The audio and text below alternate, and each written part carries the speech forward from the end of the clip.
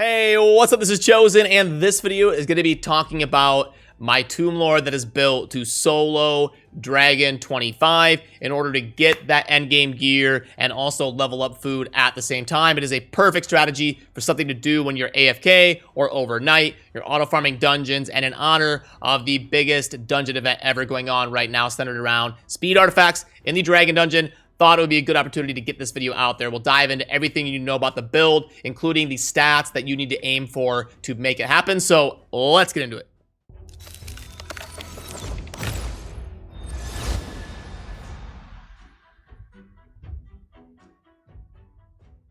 Alrighty, so first of all, let's go ahead and fire up the run to show you it in action, and then we'll talk about the build and everything that goes into it. So you can see I've got my 4 food champions. It's amazing because you can put in like 3-star, 4-star champions and then get some just kind of AFK XP while you're farming the dragon, because if you're going to be AFK farming, auto-clicking it overnight, you're not really worried about the time investment. It basically comes down to the energy investment that you're willing to spend and pump into the dungeon. It doesn't matter if the runs finish in 30 minutes or 5 hours. Like if you're AFK, the difference between the run being 1 minute and 2.5 minutes is not that big of a deal. My solo Tomb Lord does it somewhere in between 2.5 minutes and 3 minutes. I would say the average is in the low 240s, about 242, 243, anywhere between 2.5 and 3 minutes is the window of where he's going to finish the runs. But yeah, Tomb Lord, amazing for this because the affinity of Dragon 25 is Force. So Tomb Lord is going to be strong and hitting them with strong attacks while also getting hit by weak attacks from them. So it makes it a lot easier for him to be able to sustain. And he places not only defense break, but also attack break, which also helps him really tank these waves and tank the run, while he's also able to do more damage with all the poisons and the defense break. And there is like one time that the dragon does its Scorch that hits super hard, and it usually does about 50k damage to my Tomb Lord, and I believe he has about 58k HP. So that's the one you got to watch out for, is that big Scorch that comes up and the dragon pops down and he can hit you up upwards of like 50k. So you got to watch out for that one. But yeah, because like poisons are so good in the Dragon Dungeon, that's why you see champions like Kale, Frozen Banshee, Occult Brawler be some of those good early to mid game options because of how good poisons are in the Dragon Dungeon. So we get to the dragon in about 1:30 to 1:45, somewhere in there typically, and then he's able to run in and burst it down and break its attack, break its defense, place those poisons. And this one should be, yep, it's going right on par in terms of how long I thought it was going to take. So yeah, just like in order to help you prepare for those champion training events that are coming in the future down the road, you can level up a bunch of 2-star, 3-star, 4-stars and get all that ready for them when the next champion training comes by kind of using something like this, a solo strategy to farm XP when you're AFK and you don't really care how long the runs take. So right here, this is the one. Yeah, boom, 44,000 about that one hit for. So that's the one I was talking about. That's kind of the check for your toughness on if it's going to work or not. Boom, 228. That's actually really good. It's very rare that it goes faster than 230. So some being live luck. You viewers here are good luck. It's usually about 235 to 245, somewhere in there. And also really quick, before we dive into the specifics of the build, I want to do a quick refresher course on Tomb Lord's kit specifically and why it's so good in this run. So he's got a triple hitter for the A1. Unfortunately, the decreased speed is only going to work on the waves. You cannot affect the dragon's turn meter or place decreased speed on it. And you do need some decent crit rate if you want to be landing those decreased speeds on the waves. Then for the A2, we've got when booked, it's going to go all the way to a 3-turn cooldown and a full 100% chance of placing 2 5% poisons on all enemies for 1 turn. And if it's critical, going to place more poisons. It's going to double that and place the 4 poison debuffs on all enemies for 1 turn. So that's why you need a decent amount of crit rate, but we'll talk about that when we get to the build. Then we've got the Blight. That's going to decrease the turn meter of all enemies. Great for waves, not for the dragon. Then also when booked, going to be a 100% chance of placing decreased attack and also decreased defense, and gets an extra turn if an enemy's turn meter is decreased by this skill. So a great ability for the waves. Unfortunately, it is a 5-turn cooldown, and it won't be as good versus the boss. And Tomb Lord does get and ally defense in arena battles by 42%. So unfortunately, the aura is not going to be helping us there. If you want to level up a food champion that brings an aura to the table, have at it. That would be one way to kind of optimize it. Maybe a food champion that brings some sort of really good stat, speed. If you can't hit that threshold, save those food champions that you can level up with a speed aura, and then toss it in there as the leader, and then you would at least get an aura from the Tomb Lord. But the stats that I'm telling you to hit, you won't need the speed aura in order to make it happen. The stats that I'm going to show you in the infographic are going to run the build successfully as long as the Tomb Lord is booked. So, all right, here is the Tomb Lord. I have got the regen and the speed on him to help with those thresholds. And now it is time to unveil the infographic that I was talking about. I will link down below in a pinned comment, nice and easy to find, for you to pull up this infographic whenever you want to take a look and kind of see the masteries and what goes into my build. You can see the pieces, the stats, the masteries.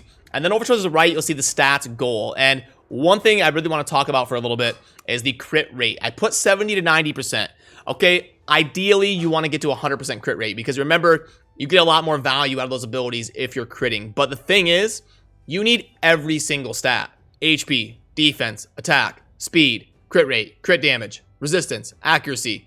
Really, really tough to hit all of those gear thresholds, especially if you don't have a really good great haul on the back burner for you. So that's why I say as long as you can get like a decent 70% something crit rate, you can make it happen. It just won't be as crazy fast.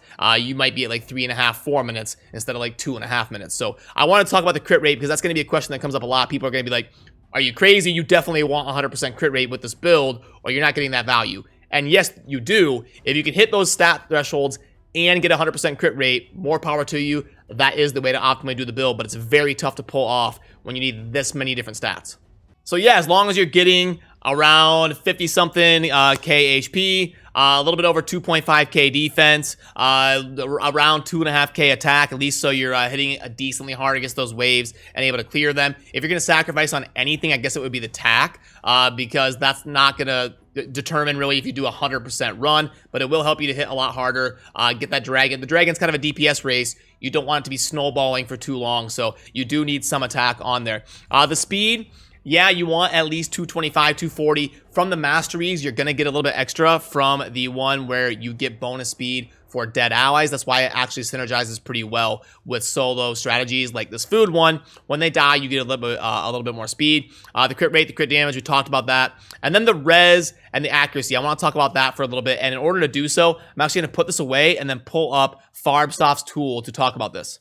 So, okay, here is Farbsoft's tool, and this is the main screen. You can see where I had the Tomb Lord and then the food champions on there, and then the artifact, all that stuff. If you go down to the tools section, you can see you've got an accuracy and a resistance thing right here on this tab. So the dragon you're going to be going up against has 200 resistance, even on stage 25. It is the same as stage 20. They didn't buff the accuracies and the resistances of the boss, at least as of now of me making this video, on these new levels of dungeons. They just upped like their defense and HP and all that type of stuff. So yeah, going to be 200 resistance. You want to get to at least 230 accuracy or so. So you got that big chance, that 96, 97% of landing those debuffs. If you get too low, like if you get down around 200, 92.5, 210, 95. So at least get to 210. I would say that's like the minimum you want to get to, but ideally you get up to like 220, 230 to be a little bit more consistent with those debuffs. And then at the same token, the dragon has 200 accuracy. So if you get to 300 resistance,